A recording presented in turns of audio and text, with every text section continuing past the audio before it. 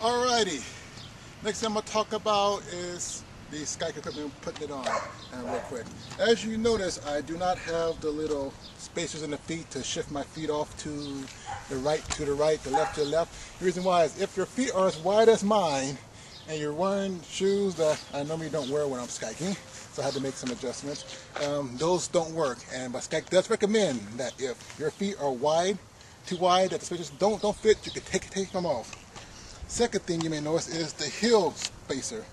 I didn't go through the whole setting of setting them up or how to do it. It took me a while to do that with these shoes because they're aero shocks, and like I said, they're not really meant real well for skiking, even though you can use any shoe you want to, but having big size 13 swamper stumpers like I do, they're not going to work. So I had to make some adjustments myself to make it so my feet do work. Also, with these shoes, I should be using some extenders for my front wheels because, like I said, my shoes are big enough. I did buy shoes just for skiking, which will keep me from using extenders because the longer your wheelbase is, the less maneuverability you have. But I like them short for more maneuverability. So real quick, I'm going to go over my Skikes right now. The tires are pumped up to about 99 PSI. I like them as hard as possible so they can roll smoothly. If you're starting off, you may want to start off at a little lower PSI, like about 80 or so you get some resistance. Don't let them get away from you or anything. Also, at the same time, you will want to, when you get on your Skike, the first thing you want to do is you want to adjust your brake system when you get on them. That's a very important thing because if your brakes are not adjusted right, you will end up probably pulling back too far to hit the brakes, probably out of your center of gravity, causing you to willy up and come off the Skikes or end up on your butt.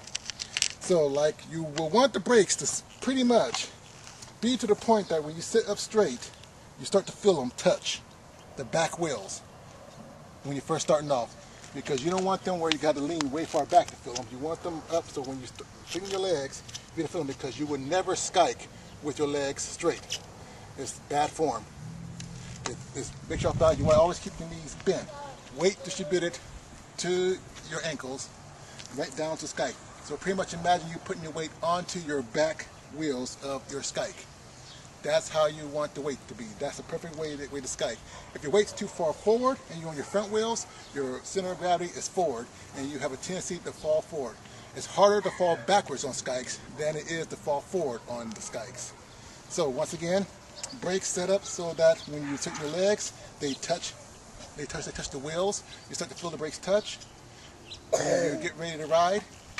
Knees are bent, relaxed, and you got basically your center of gravity going down towards your ankle or your heel, your weight on your back wheels, and that's the perfect balance. When you're starting off the Skike, I suggest forget about the poles. Because first you gotta get comfortable on the Skikes.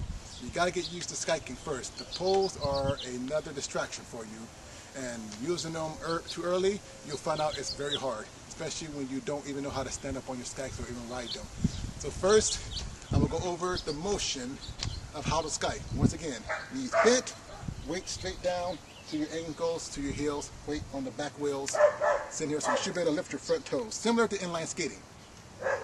So, you want your feet to be at the V shape, and how you're skating on Skike is with the poles in your hand, you're going to push off to the sides, not to the back. You put off to the back, your weight's going to shift to the front, and you're going to be off balance. So you don't want to push back. You want to push side. I know it sounds weird, but it works. So push off to the side, weight towards the back. Keep your knees bent and get used to riding the Skike.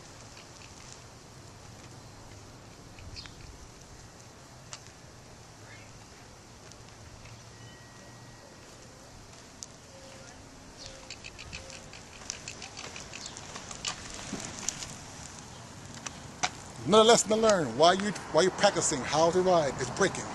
When you brake, practice one-legged and two-legged braking. Find the leg you're most comfortable with braking with. Do a couple of stride pushes and brake with the leg you're most comfortable. At the same time, try it with the other leg. You want to get used to braking with both legs, because at the end, for some serious stopping power, you're going to have to use both legs. Like so. And that's basically how you want to start off skiking in the beginning. Once you get used to being able to stride, pushing outward, pushing from the heel outward, once you get used to doing that, never reaching back, side to side, being able to keep your balance on your skikes, it's only when I would say get ready to use your poles. Now, when you have mastered riding the skikes without the poles, go ahead and strap on your poles. Now, the adjustment for the strap for the poles should be enough. Like I said, for if you have the one for you skikes, that kind of poles, or these, the strap should be enough where when you let go of the poles, they dangle enough. When you bring them back forward, they're back in your hand. That's how the strap should be adjusted. It shouldn't be so long that that you lose the poles and can't grab them. It should always be so when you let go and bring them forward, you grab them again. There's a reason for that.